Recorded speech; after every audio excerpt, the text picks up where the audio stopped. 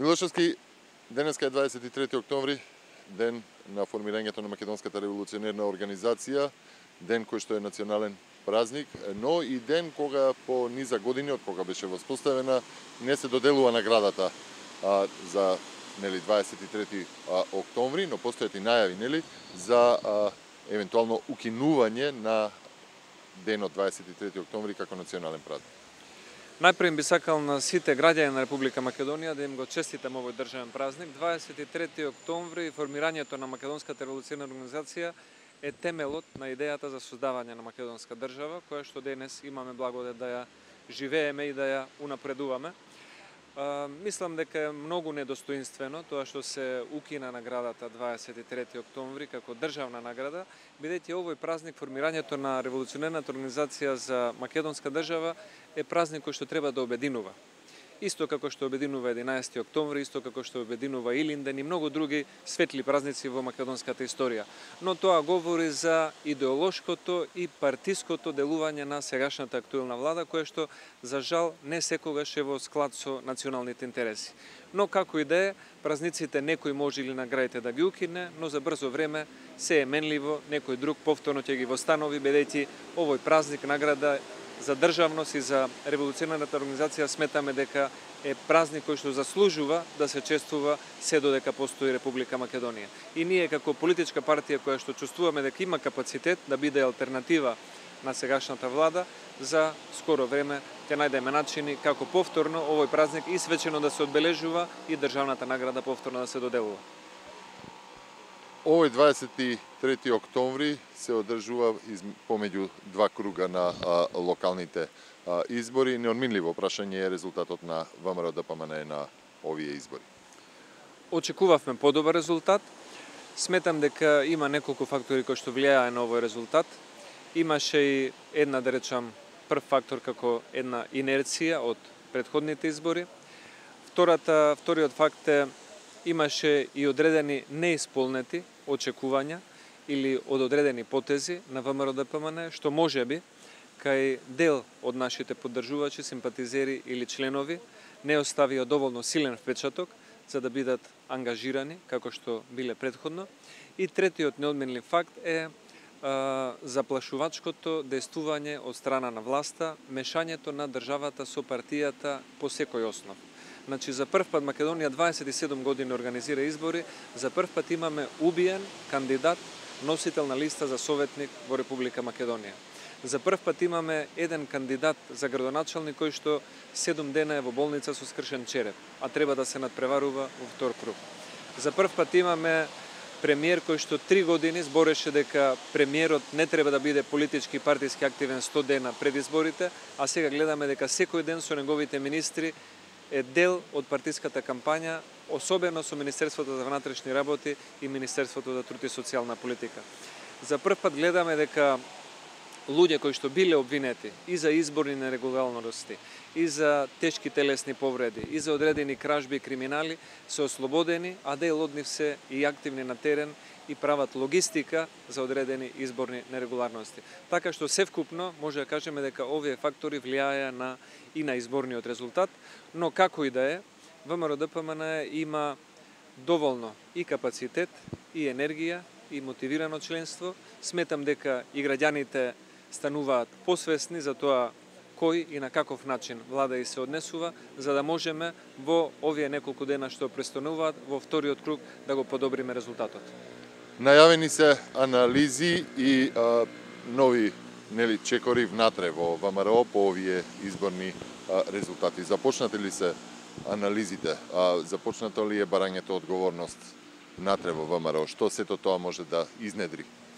Републичкиот изборен штаб од самиот почеток и сега во овие моменти ги процесуира сите податоци за да може да се направи една обсежна анализа која што сум сигурен дека ќе биде финиширана со завршувањето на вториот изборен круг.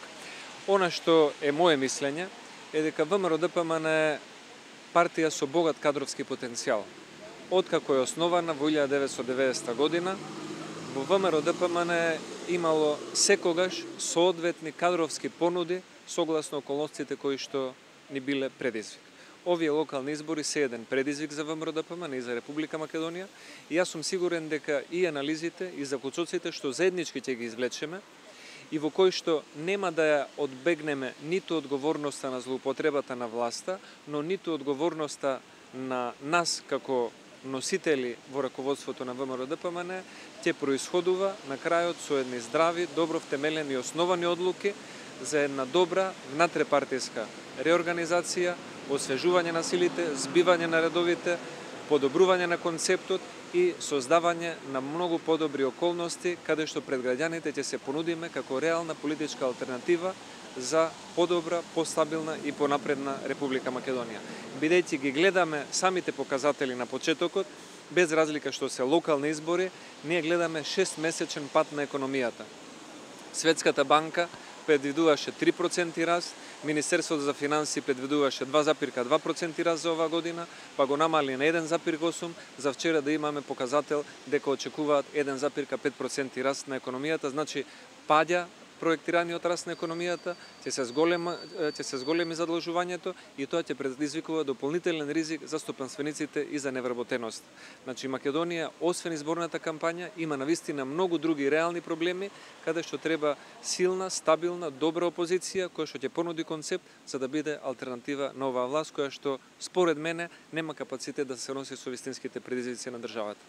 Пред да преминеме на она што е можеби и ваша најтесна специјализација, тоа се дипломатските односи и новините со кои што Македонија пристапува кон нив, би ве прашал дали сето ова што се случува во рамки на изборите и резултатите кои што се покажаа на терен создава тензии внатре во коалицијата, како се одразува внатре во коалицијата, дали тоа ќе влие во натамошното парламентарната група и нејзиното представување, каква позиција ќе заземе тука? Имаме добри, нормални односи во коалицијата за подобра Македонија, но не знам, само ќе ве подсетам ако се сеќавате на годините 2000 година, кога имаше обиди за подкупи на пратеници, тогаш организирани за да се направи преврат и да се собори владата на ВМРО-ДПМН, знаеме кој ги организираше и како завршија. Имавме и други во претходниот период 93-та, 4-та, 5-та, 6-та година обиди за формирање на различни партии со презнакот на ВМРО. Не би ме изненадило доколку политичкиот опонент СДСМ во овој момент повторно се занимава со такви работи, кроејќи ја судбината на другите политички партии, но ние сме силна политичка партија. Кај нас поединецот значи многу, но не е најбитниот. Поединецот член во ВМРО-ДПМН, дали е пратеник, дали е министер или е директор или нешто друго, е човек кој што е дел од едно големо политичко семејство кое што споделува една солидарност и исти национални, историски и политички вредности. И мислам дека имаме капацитет да се носиме и со внатрешната кохезија, и со реорганизацијата која што ни е потребна, и со нудењето на политичка здрава алтернатива на власта која што не е способна да ги решава главните проблеми на граѓаните. Без да се навлегува како помина оној договор со Република Бугарија, договорот за добрососедство, кое што наскоро ќе се најде и предвид пратениците за негова одобрување. Владата веќе го потпиша, имавте и претходно да подсетам еден состанок на кој што се дискутираше за забелешките од ваша страна што не беа прифатени. Сега се најавува интензивирање во насока на пронаоѓање решение во рамките на процесот под медијаторство на Нимиц. Кој е вашиот став во однос на тоа, дали има потреба од брзање и како ќе се позиционира ВМРО кон сета ова дипломатска активност на новата влада? Човек не мора да е премногу политички искусен за да му е јасно дека господинот Заев не е поставен за премиер за да ја подобри економијата или да ги зголеми платите во здравството или да даде 10.000 младинска гаранција на студентите. Тој е поставен затоа што е уценет и треба да преку таа уцена да ја свитка кичмата со неговите зборови по однос на некои важни национални прашања за кои што ВМРО-ДПМН држеше достоинствен став. Немаме ништо против компромиси и договори со соседите, но да не бидат само на наша штета. Затоа и договорот со соседна Бугарија, ние и честитаме на владата во Софија, како ги застапувала своите национални интереси. Но не можеме тоа да го кажеме за владата во Република Македонија, како одстапила од многу работи за кои што многу дипломати и политичари се обидувале да ги задржат како позиции. Гледаме дека во соседна Грција главната анализа на македонско-бугарскиот договор е начинот на кој што тој е склучен.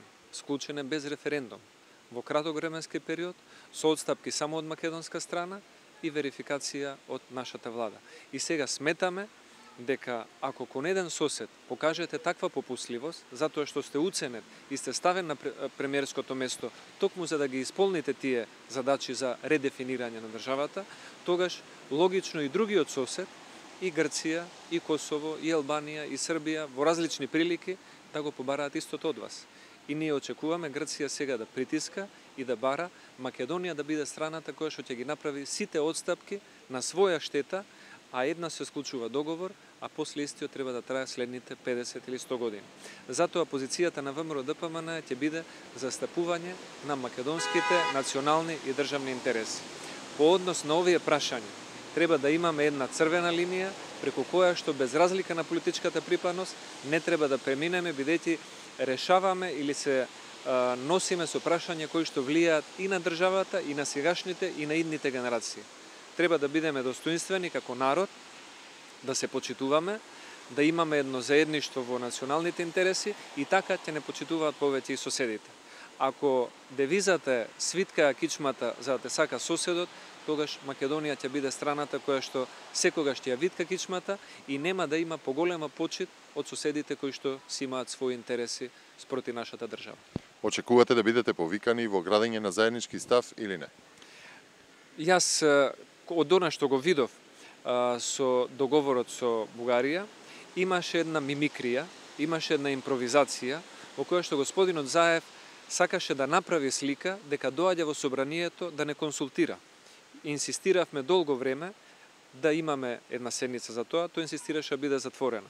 Ја исполнивме таа желба, дојде и се обидуваше да направи представа дека бара совет од нас за подобрување на текстот на договорот, за после да видиме дека истиот предлог текст кој што ни го представи и рече дека не е конечен, за 4 дена стана конечен договор. Така што тоа беше една мимикрија, една импровизација и глумење на консултации со опозицијата. Ако и за прашањето со Грција имаме вакви импровизации и глумење на консултации со другите политички партии со ВМРО-ДПМН, тогаш мислам дека нема да имаме добар резултат ниту за владата, ниту за државата, ниту за граѓаните. А најмалку за достоинството на државата и за она што го сметаме како историско наследство што треба да го зачуваме. Не ми одговоривте. Дали очекувате покана за заедничко доколку се дојде во таква прилика и дали воопшто би земале учество во еден креирање на таков договор? Ви кажав, јас мислам дека покана или комуникација или представување на одредени планови, предлози или договори што мислам дека и во моментов постојат помеѓу господинот Коцijas, Димитров и Нимиц, очекуваме. Тоа нешто сигурно ќе се случи, но прашањето е дали тие покани ќе бидат за да дадеме наш придонес и да кажеме до каде може да се постави националната линија на консензус во решавање на одредени национални прашања или ќе биде само импровизација, како импровизацијата што ја направи господинот Заев пред Комисијата за надворешна политика во однос на договорот со Софија. Милошовски, ви благодарам за овакво интервју.